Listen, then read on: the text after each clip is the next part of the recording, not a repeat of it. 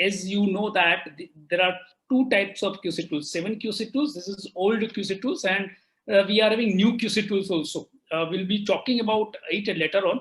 But what are the 7 QC tools? If you ask me, there are histogram, Pareto chart, flow chart, then scatter plot diagram, then your control chart, then your Ishikawa diagram, and one more I'm missing. That is flow chart.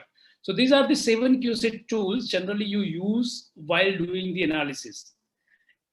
And the two most important, four important QC tools are histogram, Pareto chart, scatter plot, and then comes your Viva analysis. So, Ishikawa or fishbone analysis. Viva is a part of Ishikawa.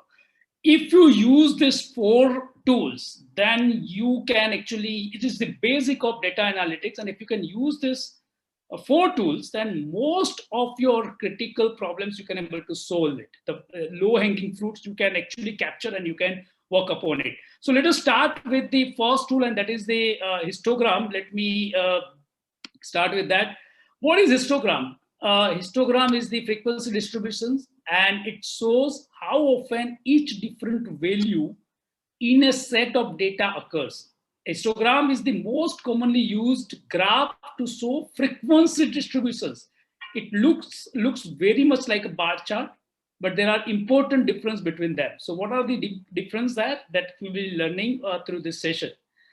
Then comes when to use histogram, when we should use histogram. If you can see this particular figure, you can see the different size of the bars are there, different size of the the skeleton, different size of the different heights of the data you can see here.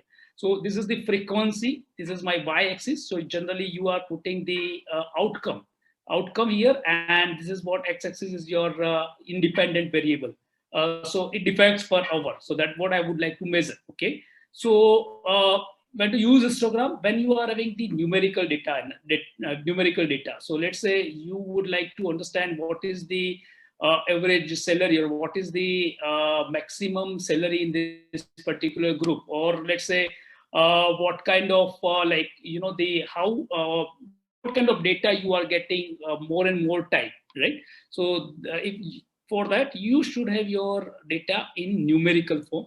You want to see the shape of the data's distribution, especially when determining whether the output of the process is distributed approximately normally. So when you would like to check whether my data is normal or not, then also you can able to use this histogram. I'll show you how to do that. So and before you start your statistical analysis, you generally check your data whether it is normal or not, and then based on that you are selecting your statistical techniques or test. So to check the normality of the data, you can use this tool. Then the third one is analyzing whether a process can meet customers' requirement. So my process with reference to the upper control limit and lower control limit, where my processes are. So when you are going for the process capability analysis, there also you can use this histogram. There also you are preparing the histogram. So this is the basic tool. Analyzing what the output from a supplier process looks like. So how my the supplier of my own process is looking like, whether it is moving towards upper control limit, whether it is moving towards lower control limits. So you can check the graphical representation would give you the idea for that. Seeing whether a process change has occurred from one time period to another. So you can compare the data of two shapes, two groups, to people, to person, to department, to companies, right? So to compare the data from the two groups, generally you are using this particular tool, and then determining, you are actually determining the whether the output of two or more processes are different. So you are having the output from the two different processes. So whether my output is same or not, that is also that if you would like to check that, you can use this particular technique, a particular tool. You wish to communicate the distribution of data quickly and easily to others. The pictures and graphs are more powerful tools to communicate your results to others. So this is like histogram is so handy tool it is absolutely easy, but if you don't know the method of creating the histogram, then it would be slightly difficult. Generally, what we are doing is we are going into the Excel and creating the histogram, but that is not the right way of creating the histogram. Today, I will be explaining you how you can create histogram in the Excel, and how you can represent your histogram to the higher ups, into the meeting, or to your clients, or wherever you go. So, and when you are actually processing histogram, when you are creating histogram, along with that, you can create the Pareto chart also. The another how to create histogram. So let's say you should have at least 50 consecutive data points from the process. You can create it with 20, 25 data points also, but to have a measurable result or good output, if you will have 50 consecutive data points, yeah, it would be better. So you need 50 data points first. Use a histogram worksheet to set up the histogram. I will be sharing that worksheet with you, the worksheet which I'm talking about here. And it will help you to determine the number of bars, the range of the numbers that go into each bar, and labels for the bar edges. So these are the certain calculation steps. I will be showing those calculation steps to you right away. But if you are doing this in Excel, then you suppose not to worry about it. Excel is it's very good software. So you need not to go into the detail of this particular steps. So you can skip this point number 2, very essential point, but you can skip if you can use, if you're using in Excel. Along with Excel, I will be sharing one template with you, so you can put your data, you can have your histogram without using the Excel. So we are having two methods. One is the ready-made template method, which I will be sharing into the group. The another one is I will be explaining you how to do it in Excel. If you would like to do it into the graph paper, so you can have draw X and Y axis and mark a label on Y axis for the counting data values, mark label in X axis. Sorry. Sorry. Screen is not seeing, only I'm hearing audio. I'm not listening to your voice. My voice is clear to you. My screen my screen is not visible. Visible है sir, visible है. Visible है ना? Kori Saab, I think you need to check your connection. And then Kori Saab, use chat box because your voice is not clear. So you can use the chat box if you are having any question. Your voice is not clear, Kori Saab. For each data point, mark of one count above the appropriate bar with X or by shading that portion into the bar. So we have used in standard 9 how to use these data points. So you can use it, but just if you're not getting this particular steps, no worries. You will, in a couple of minutes when we'll go into the Excel, you will be able to understand what exactly I'm talking about. Before drawing the, what is the histogram analysis? Before we'll go into the actual analysis, let me share this. Before drawing any conclusion from your histogram, be sure that the process was operating normally during the time period being studied. What I mean to say is, let's say if you are, you must have to take care that while going into the when you are collecting the data, there should not be any special cause. Let's say if you are collecting the data from one script, or you are actually collecting the data from one particular person, then that person, or let's say invoice, if you're collecting invoice data or calling, what is the time they are taking in answering the questions of the customer. So that analysis you can do with histogram. If you would like to check what is the impact of temperature on your product, so that is also possible into this histogram. Or you are collecting the defect analysis, what is the percentage of defect, what is the percentage of particular material into the product. So if you are doing those analysis and if you are collecting the data, please make sure आप ध्यान रखिए कि आप जो data collect कर रहे हो, उस data collection के time आपकी process में कोई special cause नहीं हो, कुछ ऐसे पैरामीटर्स या ऐसे कुछ कोजेस हैं जो आपके जो सिस्टम है, आपकी जो प्रोसेस है उसको नहीं इम्पैक्ट कर रहे हो। अदरवाइज आप जो कंक्लूजन ड्रॉ करेंगे हिस्टोग्राम से वो गलत हो जाएगा। And the another thing is, if any unusual event affected the process during the time period of histogram, your analysis of the histogram shape likely cannot be generalized to all time periods. So take a specific time period, take a shift, take a day, take a week, take a month. So decide the time period from which you would like to analyze your data, which is very, very important. Like in SIPOC, we were doing the analysis of we were creating the boundary. When we are do project into project charter, also we created certain boundary. Likewise, if you are doing the histogram analysis, you need to decide what is the data you need to decide your boundary. Which, like, let's say I would like to analyze the shift data. So I will have to, I must keep into the mind what is the time of shift, and I make sure that whatever data I collect, that should be from that particular shift. And I'll compare that data into the next shift, or let's third shift, or the next day first shift, something like this. If you are taking the data for one day, so make sure that you are picking the samples randomly from each shift, first shift, second shift, third shift. If you are doing it for the week, then make sure you are choosing the samples from every shift on everyday basis for the entire week. And if you are doing it for a month, then you make sure that for every week, every day, every shift, you are collecting the samples. That will give you the right result. So this is the very, very important when you are doing the histogram analysis. And analyze the meaning of your histogram shape. Typical histogram shapes and what they are mean, that is covered into the subsequent slides. I will be sharing it with you. But before that, let me go to the Excel sheets where we'll be creating our histogram. This is the histogram working. If you are working with manually, I will be explaining it to you later on. If you are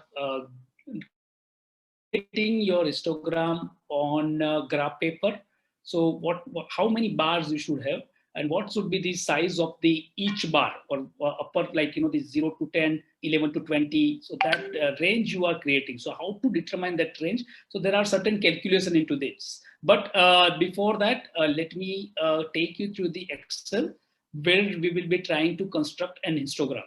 So I'm stopping my screen and I will be sharing you the Excel sheet through which we will be creating the histogram. Just hold on. Let me go to the Excel. So these are the data of the salary of one particular firm, and I'm having 51 data. And I would like to create histogram out of this data. I would like to understand what exactly, like how many people are falling in which category.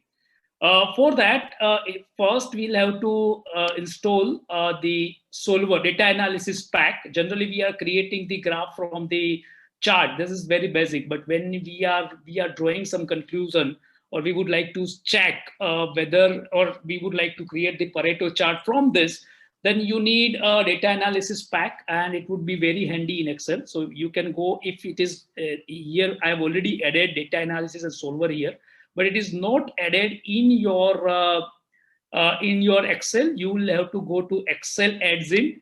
You can go to the Excel adds-in. You will find this particular window. In this, you'll have to check this particular analysis tool pack. You don't need solver adds-in right now, but you can check this analysis tool pack. That would help you to analyze the data statistically, and it is very handy. So I already added it. So I will be clicking OK. Now, then what I'll do is, like, I will from the data I can or from the tools I can go to the data analysis, and I will go to the histogram. Okay. Once I'll click OK, then I'll have to give the input range. What do you mean by input range? My salary. So whatever salary I'm drawing, this is my input, because for which I'm creating my histogram. For which I'm creating the histogram, that would be my input range. And another tab is for the bin range. So what do you mean by bean range? Bean range is like we'll have to tell Excel that in which category you would like to divide your data. That I'll have to decide. I need to decide like in how much of the I would like to divide my data. That is called bean. What is the bean size I would like to create? So how to create bean size? Let me close this and I will explain you how to create bean size. Is equal to max. I will be clicking max, and then I will be going through all the data, and then I will be identifying what is the max into this. Oops. Sorry. So max from B53. So 49 is my max, and Control C, Control V. It would be giving me, and I will be changing here the formula mean. So mean is 8. In this salary range, the maximum salary is 49,000 and minimum salary is 8,000. So what I would like to do is I would like to see how many people are between the salary range of 0 to 10. So how many people are between 11 to 20? How many of the people are between to 40 and 41 to 50? So this is my bin size. I am creating the bin size. I'll have to tell Excel that this is the bin size in which you need to classify the frequency of the data. Then I will go to the, I have my data, I have my bin size. Let me delete this. And then I will able to go into the tools and then go to data analysis. In that, there are so many analysis tools: ANOVA, correlation, covariances, app test, moving average, random number generation, rank percentile, regression. So all these app tests, t-test, z-test, everything you can do. Even your sampling also you can calculate from this. But we are right now using histogram. So I will be clicking on histogram and click OK, right? Once I will click OK, then let me put, it would ask where exactly I would like to take my data. So let's say I would like to have my data here. So I would like to start working on data from here. Do I need Pareto? If I would like to, we'll see Pareto later on. First of all, let us go into the histogram only, and I will be clicking on OK, right? Just a minute, I did some mistake. Okay, so bin range would be like from this, I'll have to click this bin range. So numerical bin range is required. That is why it was giving me the error. And let me put OK here, right? So this is like frequency I've drawn. So if you see here, 10 to, in bin 10, 0 to 10, there are two people are drawing salary of between 0 to 10. 11 to 20, four people are drawing, four employees are drawing the salary between 11 to 20. 13 people are drawing from 13 people are drawing the salary from 21 to 30, and 31 to 40, 18 people, and then 41 to 50, 14. And as we know that the highest salary was 49, so 50 and above, we are having 0. Okay, so let us try to understand with reference to the graphical, how to put them into the graphical way. Once again, I will go into the tools, go to the data analysis, and then I will be going into the histogram. And now I will be selecting Pareto, cumulative percentage, and chart output. Okay, so here if you see here, I am drawing the, because Pareto is ultimately coming from the histogram. So now I will be able to draw the Pareto also. I've checked all this, and let me put my this output range as AG. Okay, so AG3, where I would like to have my data, and click me OK. Okay, as soon as I will clicking it OK, you can see this histogram, you can see here, and it is in the form of the Pareto. You can see the Pareto analysis, and these are the histogram, the bar chart also you can draw from here. Okay, and these are the cumulative percentage. This is the frequency, and these are the cumulative percentage you can see from this this particular detail, right? 35% are from the 40, like, the higher percentage would be on the higher side. So maximum people are drawing. This is like, will tell you how many people are like which particular category is having the more number of people. So 31 to 40 more number of people, then 41 to 50, then 30.